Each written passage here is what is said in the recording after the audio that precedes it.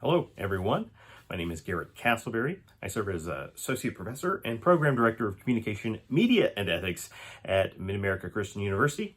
I'm also the Chair of the Adult School of Arts and Sciences, and I'm happy to at least provide an asynchronous look into my work in conjunction with this panel. Of course, our panel that is isolating the theme Using Narrative to Persuade as part of AEJMC's virtual conference experience. Perhaps an asynchronous presentation does have merits when we start to talk about and plan for virtual conferences, and please allow me to quickly preface the necessity of the situation. As we are no doubt remoting in, some of us may be still enjoying the perks of remoting from home. I have been back on campus as an admin since early in the summer, for better or worse. I'm doing everything virtual, and so gracious to be able to take some time here. Unfortunately, I did have a conflict, perhaps of my own making, in originally scheduling conference time based on Eastern Standard Time, only in the middle of the night to realize this everything is built on Pacific time. So I have an afternoon conflict today, the kind that is immediate, physical, and required by greater admin than me of higher up the food chain. So my apologies there for hopefully not creating too much of a gap in your discourse, although I would love the opportunity if we are able to facilitate an asynchronous dialogue that expands beyond the perimeters of the panel. I feel like those are the opportunities that are that service the most, right? That are not simply going through the motions of conferencing, and perhaps that speaks to a greater need that we're going to organically get out of this pandemic situation, right? And all the negatives that it has included. That is going to tie into a little bit of what I want to talk about in a couple of brief minutes. But first, I do want to thank the visual communication and entertainment SIG groups for hosting this panel. Thank you to Stephanie and Gwen for the original organization of putting it together, and certainly carrying a theme for their upcoming book, a kind of, if I'm understanding correctly, anthology / hybridized textbook. I think from what I know about it, it's going to be an incredible work from a number of contributing authors, including myself, and an opportunity to be writing to that specific type of audience, which is part of our goal as researchers, but too often where the work is either kind of shuttered behind paywalls or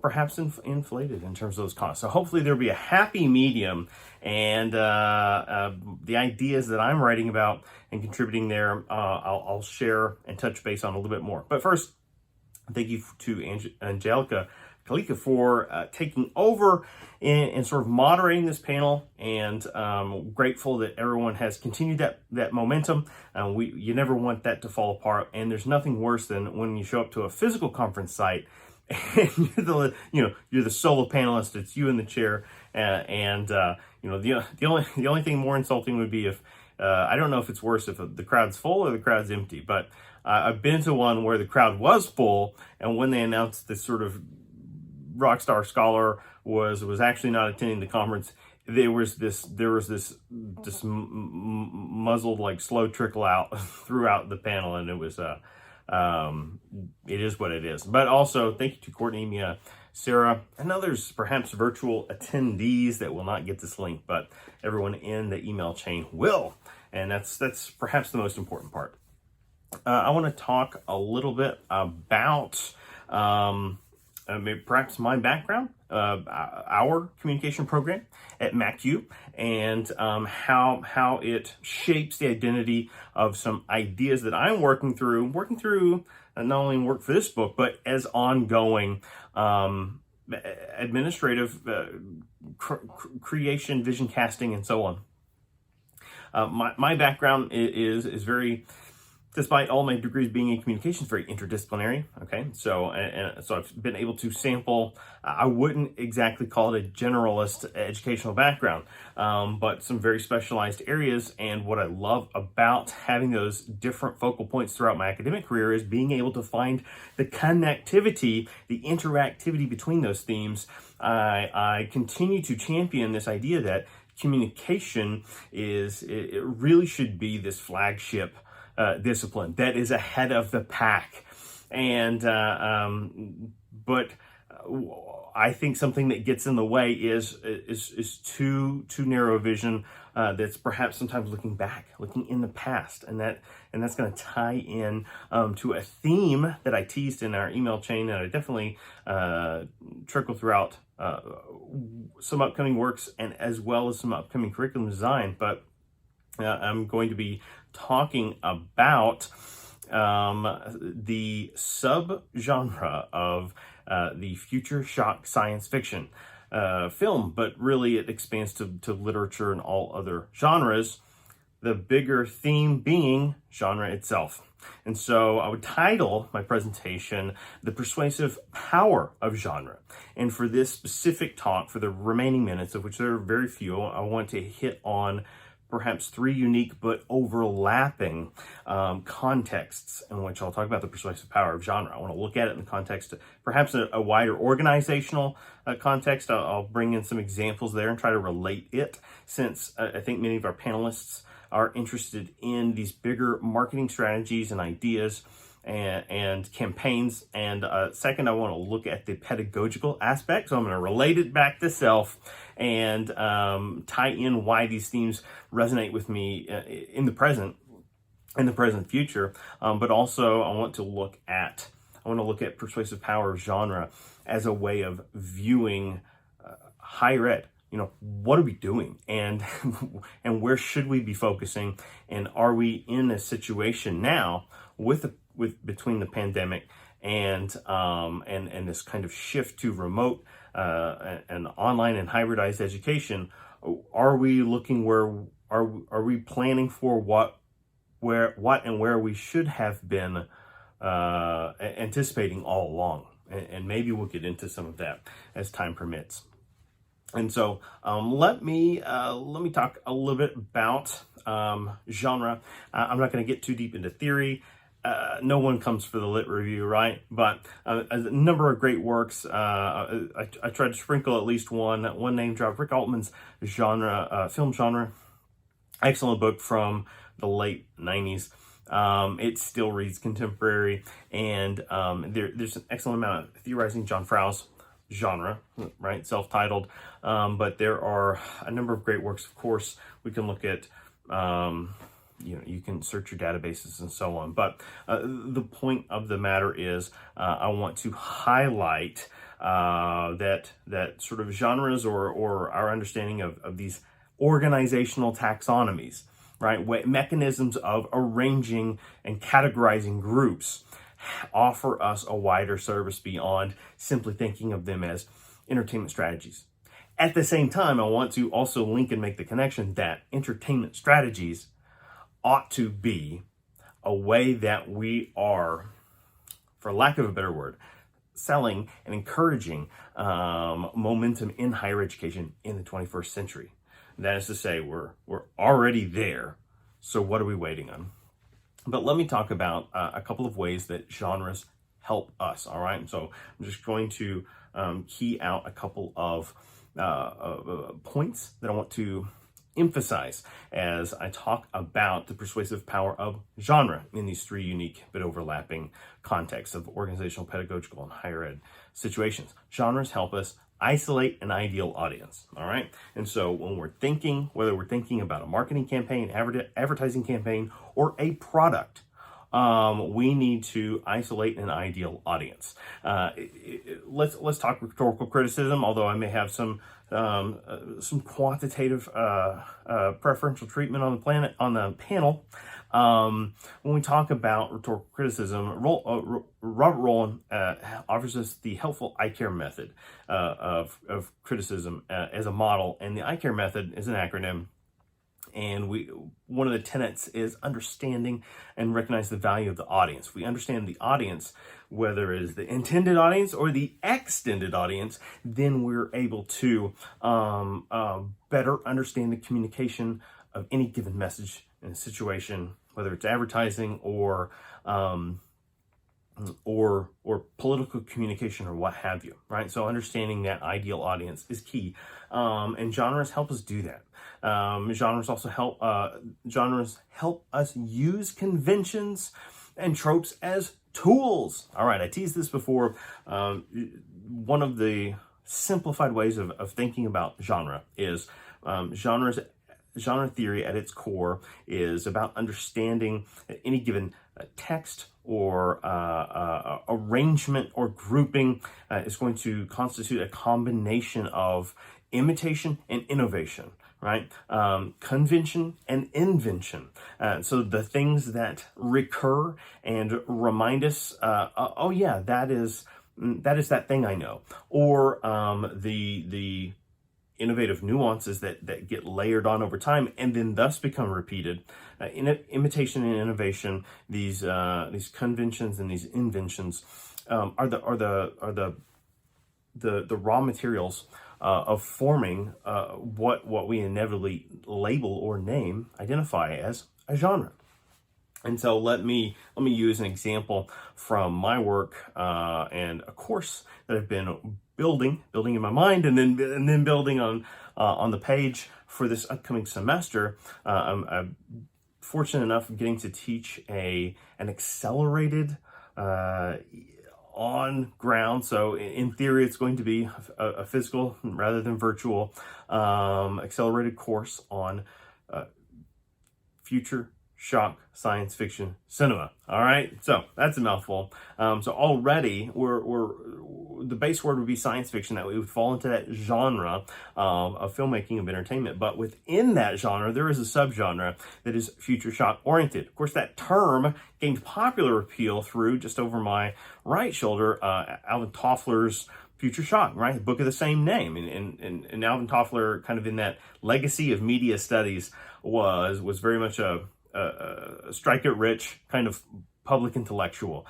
We wouldn't be carrying him on a golden throne in the academy, but he struck it in a very mainstream kind of way.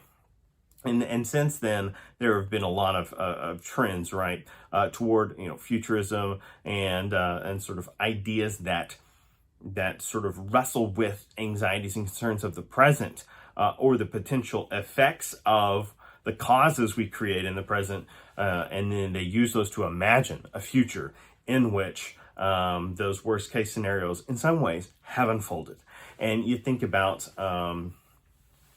a text like John Carpenter's Escape from New York, where the New York City resonating out of the urban crime and the paranoia and the corruption of the 1970s into the early 80s, in which the film emerges. It's imagining a kind of end of the century New York that has been isolated, that has become a walled off prison. And so this is simply the raw ingredients, the mise en scène, the backdrop of the context in which the film takes place. But the context is everything. It creates combinations of horror, and it operates as a thriller. But the movie is very aware of the American Western and the gunfighter, as much as it's mimicking the urban crime thriller, right? The Dirty Harrys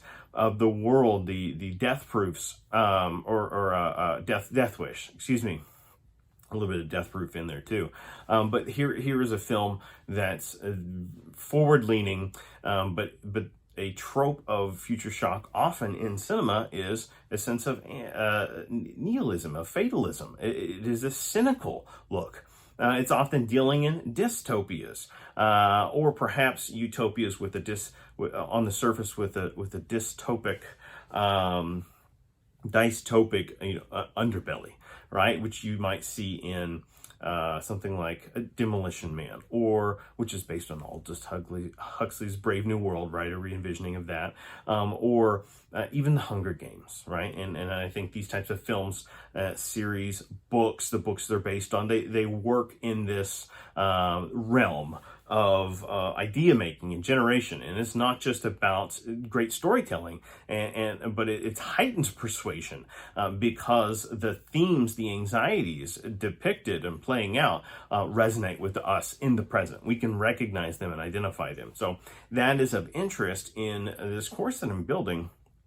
And what is the draw? Okay, other than cinephiles that love that subgenre, well, whether you're a smaller school or it's increasingly a narrow cast type of focus area, you need to be able to translate what does that mean for us. And so it's not simply a course where we're playing to glorify these films, but rather we're learning about genre and genre theory and how genres operate, through which we have that ongoing example to help guide us back to center, to understanding the values and virtues therein. But so we understand that genres are comprised of conventions and tropes and the like. But genres help us divide labor, right? The genres help us divide labor between wide net information versus narrow casting. And so we can think about that on a wider organizational level. Whether you're a Hollywood studio planning on, what is my maximum box office dollars? Well, that system continues to evolve over time, even in this stalemate position.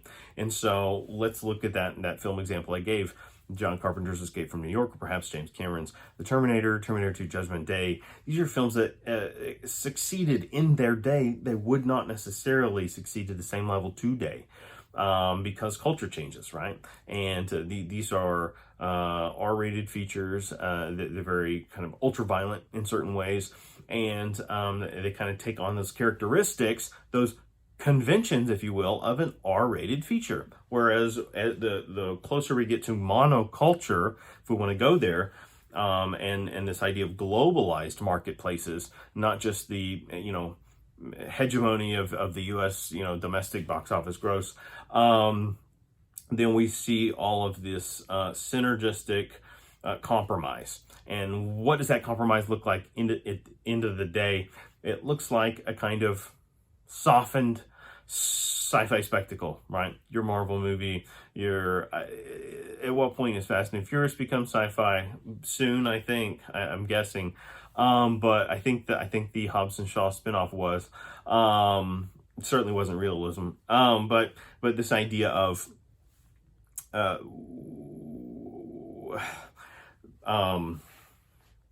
getting off my own creative tangent here.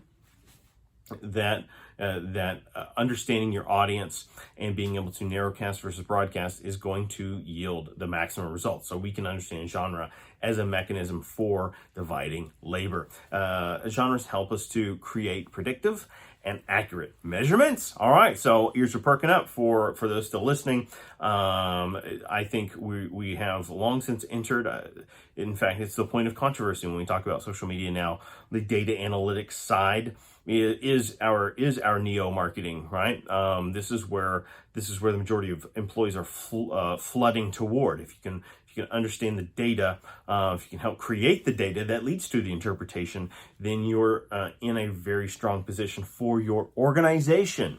And so creating predictive, accurate measurements, genres can help us do that. And then also, ultimately, a final point I want to make, genres help us stay on brand. I don't know if I succeeded. I don't know if genres helped me stay on brand in this presentation. Looks like I'm wildly moving into overtime here.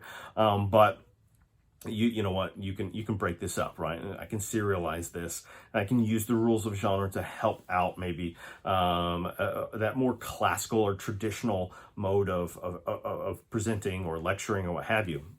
So where does that leave us? An opportunity to recognize the virtues of genre, understand that they offer some excellent strategies for helping to create to use narrative to persuade, as our panel suggests. And I look forward to hopefully reading the works from those included in this upcoming book on narrative persuasion, and hopefully be able to gauge feedback and insights from others. Appreciate your time and attention, if indeed, but also again, apologies for the conflict. Happy conferencing, everyone. Perhaps we will our paths will cross at a future conference date, or if not, then virtually. All right. Thank you for listening.